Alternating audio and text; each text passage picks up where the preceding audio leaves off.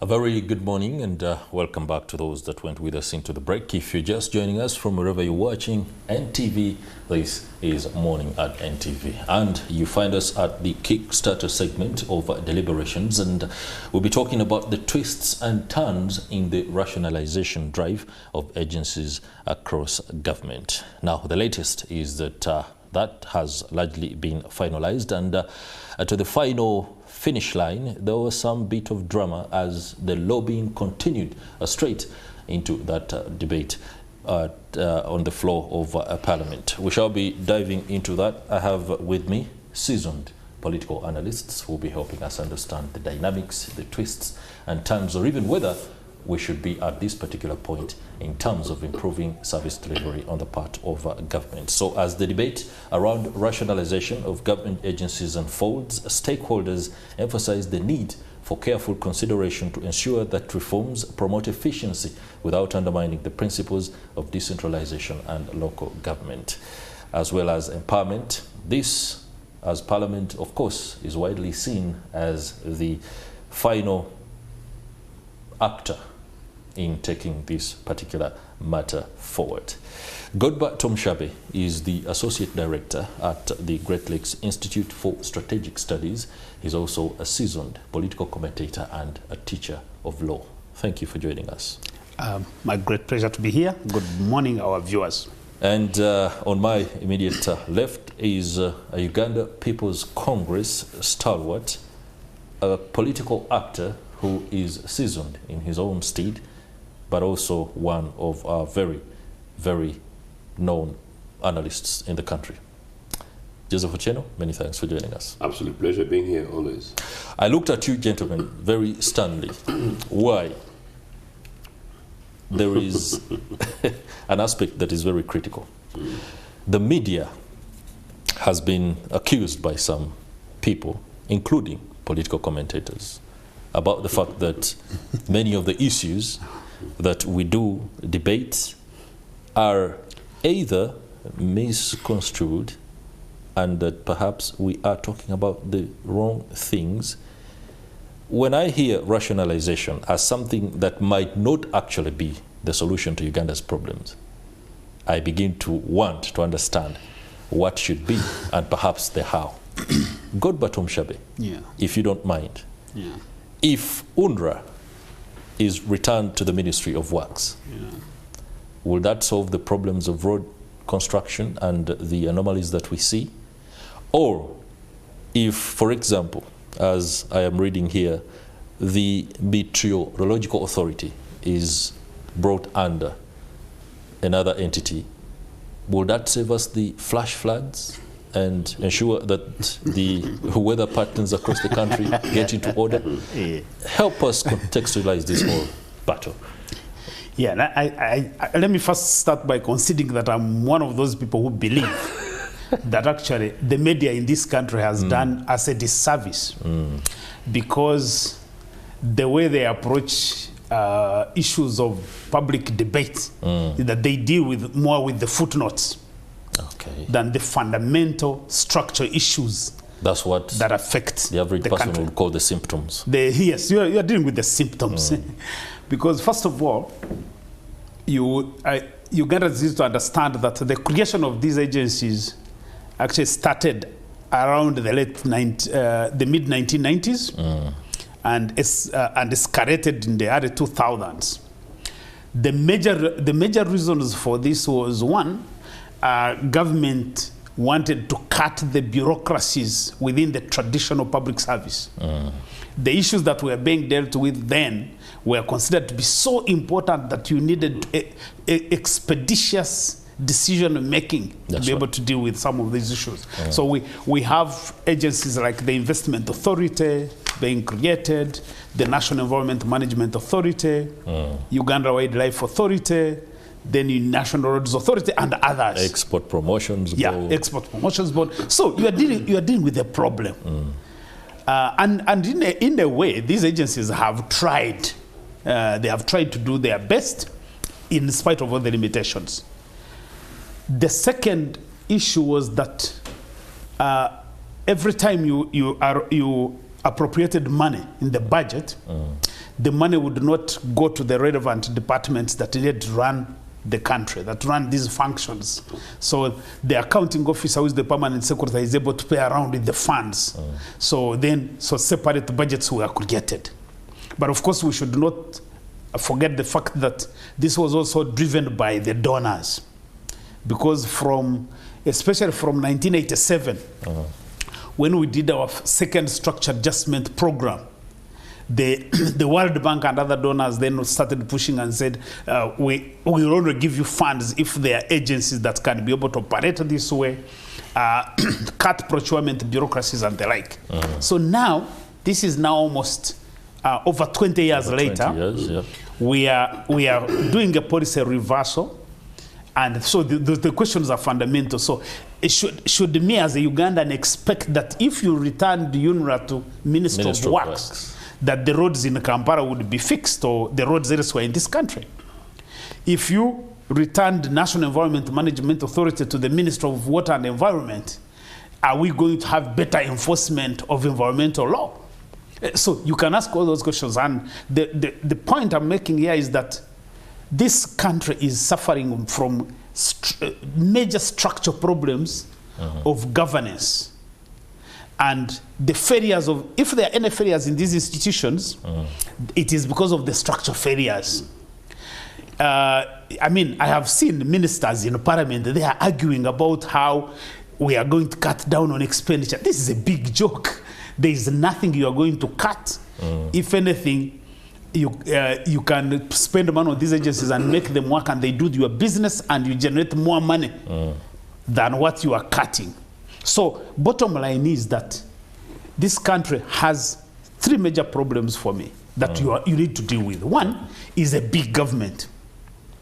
A big government, a big presidency, a big parliament that basically almost where everybody is redundant, a big local government system. So if anybody was to rationalize, to say we need to help Ugandan taxpayers, you need to be rationalizing government. Not agencies. Agencies, that's a footnote.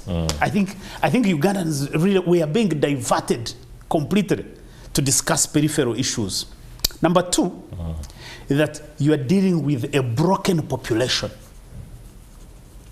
That the NRM regime and President Museveni's leadership of 38 years, this is a sophisticated authoritarian regime. Authoritarian regime, what they do is that they destroy institutions of citizenship. So, first of all, you destroy institutions of state. Right now, the power of government, of state, is vested in what I call the unholy trinity. The Father, the Son, and the Holy Spirit. They are the ones who run government. Everybody else is really there. They are just secondary. The parliament, you've seen it. An institution of parliament that is supposed to be the anchor of good governance, it just degenerates into a corruption entity patronized by the speaker. That's what we are dealing with. Then a dysfunctional local government system. But I can leave the state and look at the citizens. Where are the citizens' institutions? The religious institutions, the clergy, they move around the president like they are little children. You saw them in the State House where the president is meeting them in the State House and preaching to them, basically looking like a grand ayatollah. Then the archbishops are seated there, and then you are like, really? Shouldn't the clergy meet the head of state? No, they meet, but you see, these are, I'm talking about institutions of citizenship. That's right. They are supposed to be alternative power centers. You don't go to the president and meet like children. Whether you are civil society, like some of us they call us civil society, whether you are professional bodies of lawyers and engineers and doctors, you don't go to the president to beg and behave like a child. Last night I was watching the meeting between Museveni and traders. And me, I'm completely astonished that you have guys who are hustling out there running businesses. These are middle-aged men and adult men. That is right. Then all of them are there. They are addressing the president, Tata. mukama wange, bakama wange, and I'm like, sure, these are adults.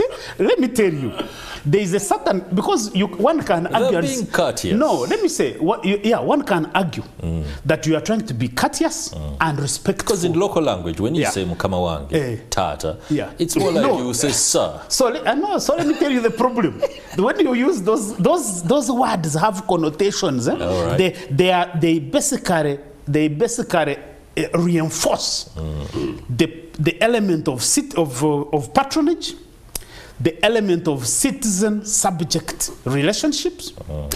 But let me put it this way, that when you see when you see us, the way we engage with the president and all these leaders, and by the way, it's not only the president, everybody now, the speaker, the prime minister, everybody wants to be called mama. You see adult men, some of them educated. You are looking at another person who is, because they read it, you say mama. Good, but now, so let me end it this way. All right. There are certain things, there are certain behaviors we have as citizens that demonstrate what I call lack of civic consciousness, or what you would call civic incompetence. I can come and talk to you, and we engage in a professional discussion, and that does not mean that I don't respect you. Now, let me end by saying this, because you see it's related on the lack of citizenship. The traders, the president has said, I am going to meet traders at Kororo. If you are engaging in public policy, you know that, at Kororo you may have 5,000 traders, let's say. That's right. But any serious Ugandan knows that you cannot make decisions in a meeting of 5,000 people. You can't. So, besides giving a president like Museveni or whoever was president a campaign platform for you to campaign with these traders, you are adding no value. If anything, Ugandan taxpayers are paying for a meeting that is of no consequence in as far as dealing with the structural conditions that we are confronted with are concerned. Thank you very much, Godber. And of course, the traders, they have a tendency to say the customer is king. I don't know whether broadcasters... the customer is king. The guests are also our more like guardians. Mukama wange. Yes. What's your submission? Why don't you call me Honorable Elder of Tororo, Dr. Professor Mr. Ochieno? Interesting there. Yeah? No, after Godber, I don't know what I should say on this. No, it's death of government. And in fact, Godber's talk about governance, I think, because government, if they ever existed, wouldn't really be having this mess.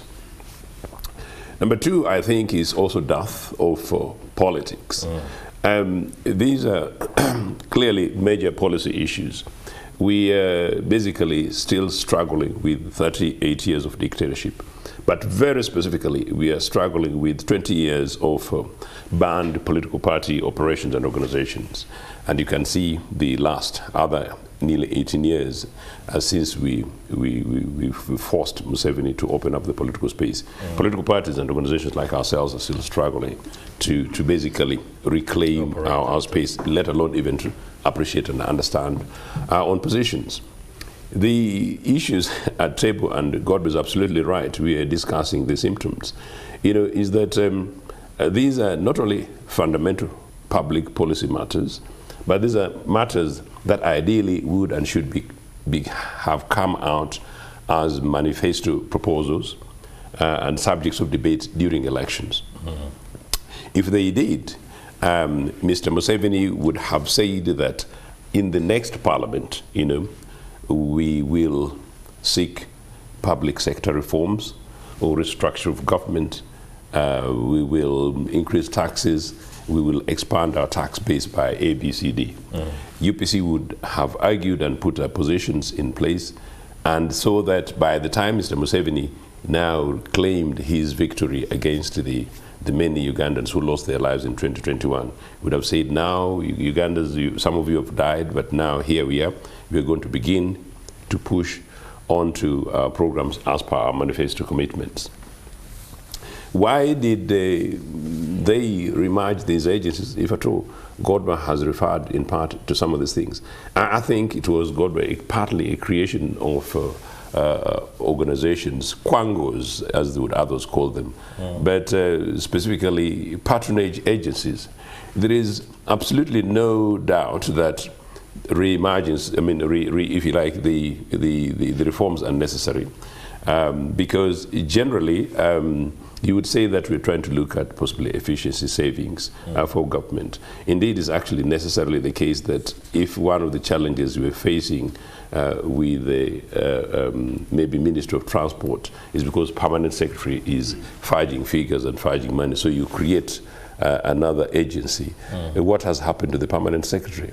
You know, so if this thing now goes back to Mr. Museveni, if you run a government in which a particular ministry cannot deliver on Busolwe Butambala Road, Namutumba Road, and then you think the answer is actually creating a small specialist unit to give it to DOT services, that means quite clearly you've actually failed. In other words, it is a failure of government, failure of policy. In any case, anyway, I find it interesting, some of what Godber was talking about. That meeting in State House itself shouldn't really have been a matter for State House. Do you know one of the reasons? It is simply because now the citizen is questioned. Ugandans think that every problem has got an answer in State House. But once you actually say that every problem arises from State House, many people, our friends in NRA will say, leave the president alone. It's either people surrounding him or you people who are failing at Toro local government, or indeed in this case in Ivanda. So quite clearly, I don't think really since 1986 we've had a government that has been policy driven, consciously designed to serve the population of this country. In any case, part of the debate which is missing is, as I said, why did we create these quangos in the first instance? You know, there is no public debate. If anything, Godber, while we put our colleagues and friends in the media on the spot, maybe one of the things we should also be putting is you guys in academia on the spot. That may be part of the conversation we should be having. You should be having people, policy specialists, actually at academic level, to simply say that, well, what was it? What were the reasons for? How have they performed generally, and what are the other alternatives? Maybe more clearly, has there been an audit of the agencies that were set up, and did that audit inform the decisions to merge which particular agency? What I have is a report that was done, which was really more to do which agencies should be merged or closed. What were the underlying considerations? Yeah, so but really not an audit of the nature that you would expect. But I just wanted to add, Joe, that the question you are making about academia, you see, that's the point that I'm making. That's correct. That the fundamental issue right now is that there is almost total collapse of what I call citizenship. Authoritarian regimes, because I believe that the Museveni's regime is a sophisticated authoritarian regime. We call them quasi-democracies. On the front, they do elections, they run elections, they are put in place the infrastructure. Let's use the words that my people will understand. Fake democracies. It's a fake democracy. When you say quasi, this one, like, exactly. I think that's a better word. Quasi. The last time they had quasi was in senior 5. Right. No, this is a fake democracy. So you organize elections. You are the referee. You create the teams that you want to play, and you can determine which wins. And probably at the end of the day, the teams meet and say the referee is very good. But so the point I'm making is that authoritarian regimes invest in destroying institutions of state and citizenship. So the one of those institutions that have died is the academia. And on the citizenship, interestingly, my area where I live, I've said it on this program severally, in the last 3 days, power came back about 9 o'clock, or else I was actually going to come in t-shirt, almost certainly red t-shirt. It's a relatively exclusive part of Kampala, for 3 days, and when power goes off, you hear a silence and a quiet. And then you ask in Kampala, in a relatively exclusive part of town, what is the reason why there would be no power in an entire mini village, number one. And then number two, and then it comes back and then they tell you they're carrying out repairs. You know, Makerere University, I think, was the first in the region to be producing engineers. What exactly is going on? Is this Umeme? Is it Ministry for Energy? Who is it exactly? And what are the citizens, what are we the citizens saying? Yeah. I asked a lady the other evening who actually owns a mini supermarket, what happens when these things go off, when they go bad? Do you complain? People simply say, what do you do? So people lose out. Point is, citizen engagement. That is why I think when these traders mini started to talk, my view was that they needed to have talked more. They needed to have been joined by more traders across the country. And so by the time they were complaining, part of the complaint should have been structured, and that Mr. Museveni would really ideally have had to be the last resort person rather than Obama Mr. Solution. Right. But in any case, like Godber said it quite clearly, the journey to Kololo, is it a public rally? I mean, is it a public rally? Or the mission to deal with tax reforms? We're likely to reforms? see traders march to Kololo in unison, and that could be a procession. By the way, I am telling people, the traders, many years ago, Dr. Messenger was trying to mobilize them and said, these policies are crushing you as traders. The traders said, no, we don't want politicians to come and disrupt our businesses. They are seeking for solutions. Now, they have had to close their businesses without anybody going there. And it will happen to traders. It has happened to academia. It has happened to professional bodies. It has happened to everybody. In other words, everybody will be touched. Now, gentlemen, I understand your cries when you say that dealing with the footnotes or the symptoms of this humongous hemorrhage is something that we should think about. But within the powers that we have as the media, amplifying these issues, the way they come to us is something that comes as second nature. But let me ask the question and give government the benefit of the doubt. Please do not attack me for that. What if a lean government can be achieved? What should it look like? If, for example, the rationalization gets to happen as they want or as being communicated by the state, how do we see this lean government operating? One that has already had the advantage of having so many actors being amalgamated into a very lean structure. Of course, there are battles on power, money, stuff like that. We already saw the speaker herself saying it's very illogical for our director at UNRWA to be getting between 50 and 60 million. And then an MP who represents a constituency is only getting 6 million. I found that itself very illogical to come to that assessment, even before you look at the fact that the money that CEOs or EDs get is humongous compared to other counterparts in other areas. So how lean can a government be? Government should be as lean as UPC governments and still deliver. No, absolutely. And in any case, I am a believer from an ideological point of view in big government. And the big government government is talking about is West government. Big government is the size of government involvement in day-to-day element of the economy. You know, so if you have an efficient government and a progressive left government, which ideally all African governments should be considering the state of our economy anyway, you know, you should have, in this case, a much more government involvement. But a lean one in which the cabinet of 80 Obote operated and they effectively delivered with a cabinet of just about 30 or under, which is more one-third, and absolutely efficiently. These other agencies were actually merged and married under a particular ministries. The issue really, as Godber was saying, was not really the number of quangos, the number of agencies that you create, but is whether or not you're able to efficiency involved. In any case, anyway, we actually since you are asking for justification of this, we are not opposed to it in principle. We are asking, why did we have to go through this? Yeah. Number one. Number two, part of what Godber is saying, yes, we can actually talk about marring these agencies to reduce them and make them hopefully more efficient. Not only will they be possibly more efficient, they will almost certainly be cheaper.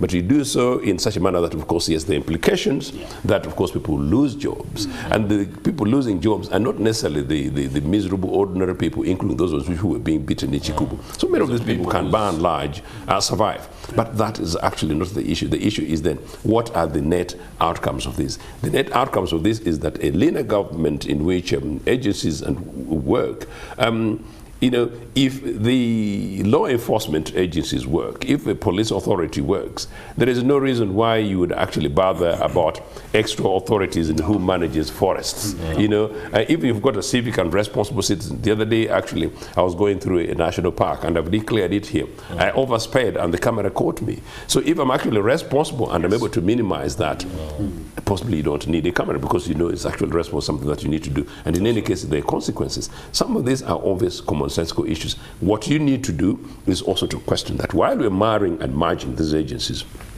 what is the size of our local government? While we're doing this, what is the size of our parliament? And what exactly does it do? Part of what Godber was talking about. And what is the size? Yes, but most powerful, most importantly, what is the cost of this big, what's the size of our parliament? What's the cost? What's the size of the broader government? What's the cost? What are the size of other agencies? What are the costs? And if we were to save from those, how much of this would we necessarily put into Busolo Hospital and turn it around? What about the Initojo Hospital and turn it around? And what about the young lady that I gave a lift this morning in darkness coming at the heart of Kampala? Turns out that the young lady works at her school, and without prejudice, she actually says that her parents bailed in a marshland, and that's one of the reasons why she wanted to do land economics. I was talking to her, and so now she works in the school. Absolutely misplaced young graduate, but totally sharp, knowing what these issues are all. How do we mobilize and organize our resources to make sure that somebody does economics and does not end up being a porter in a hotel? Interesting there. Gentlemen, this debate cannot be exhausted here on Morning at NTV, but something that flies straight in the face of this initiative is the appointment of RDCs, adding to the already existing lot. I don't know whether you heard the news. We have 4 RDCs now, and that 4 RDCs? We are going to have 4 RDCs. Assistants are being brought on board on the already existing RDC and the deputy. So I do not know whether we should actually give the government the benefit of the doubt on rationalization of budget. I mean, your last word. No, to be honest, I feel very, very dispirited to be seated here discussing these one-based called RDCs. I mean, what value do they make? Because look at it this way, that the biggest proliferage in our administration is in the office of the president. The office of the president has established a parallel government. Every ministry, every agency has a unit in the office of the president. I would be surprised if the meeting with the traders does not result into another unit for traders in the office of the president. So really, I don't know even now. The traders monitoring unit. Something like traders monitoring unit, because it's very difficult to understand who is in charge in this country now, because you see almost every piece of government being replicated in State House. And so Ugandans need to understand that this is total deception. What is being done in the name of rationalization is total deception and rationalization, because until you restructure the presidency and the parliament and the local government, you've not done anything of and deal with the underlying issues, which are basically corruption and waste of public resources. Okay. Gentlemen, many thanks. Godber Tumushabe, Associate Director at the Great Lakes Institute for Strategic Studies, and also Public Policy Analyst, and Joseph Ochieno, a UPC stalwart and seasoned political commentator. It's been a pleasure having you on board. Now, let me go to my man on the ground.